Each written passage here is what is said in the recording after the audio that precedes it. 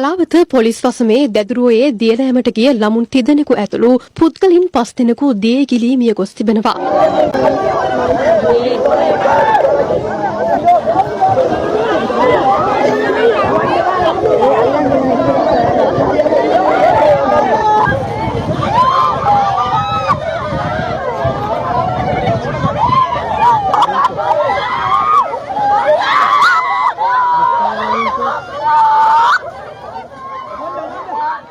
මෙම ස්ථානයේ දියනෑමේදී ප්‍රවේශම් වන ලෙස පොලිසිය විසින් දැනුවත් කර තිබූ පසුබිමකයි මෙම පිරිස අදාළ ස්ථානයට දියනෑම සඳහා බැස තිබුණේ. කිරිබත්ගොඩ ප්‍රදේශයේ සිට විනෝද චාරිකාවක පැමිණි පිරිසක් අතරින් 10 දෙනෙකු ඊයේ දියනෑම සඳහා දැදුරුවට ගොස් තිබුණා. එහිදී 5 දෙනෙකු දිය ගිලී ඇති අතර ඉන් 4 දෙනෙකු එම ස්ථානයේදීම මිය ගොස් තිබූ බවයි පොලිසිය ප්‍රකාශ කළේ. තවත් අයෙකු මිය ගොස් ඇත්තේ රෝහල්ගත කිරීමෙන් අනතුරුව.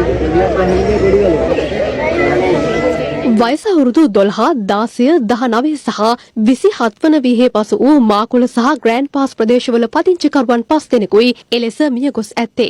මේ අතර ගන්දර පොලිස් වසමේ තලල්ල මුහුදු වෙරළේ දියනාමින් සිටි තරුණයෙකු දියකිලි අතුරුදන්ව ඇති බව පොලිසිය පවසනවා. වයස අවුරුදු 19ක තරුණයෙකුයි එලෙස අතුරුදන්ව ඇත්තේ. ඒ අනුව වසරේ ගත වූ කාල සීමාව තුළ දියකිලීම් හේතුවෙන් මිය ගොස් ඇති පුද්ගලින්ගේ සංඛ්‍යාව 235ක්. ඉන් පුද්ගලින් 60 දෙනෙකු විදේශිකයින් බවයි පොලිස් ජීවිතාරක්ෂක කොට්ටාසය සඳහන් කළේ.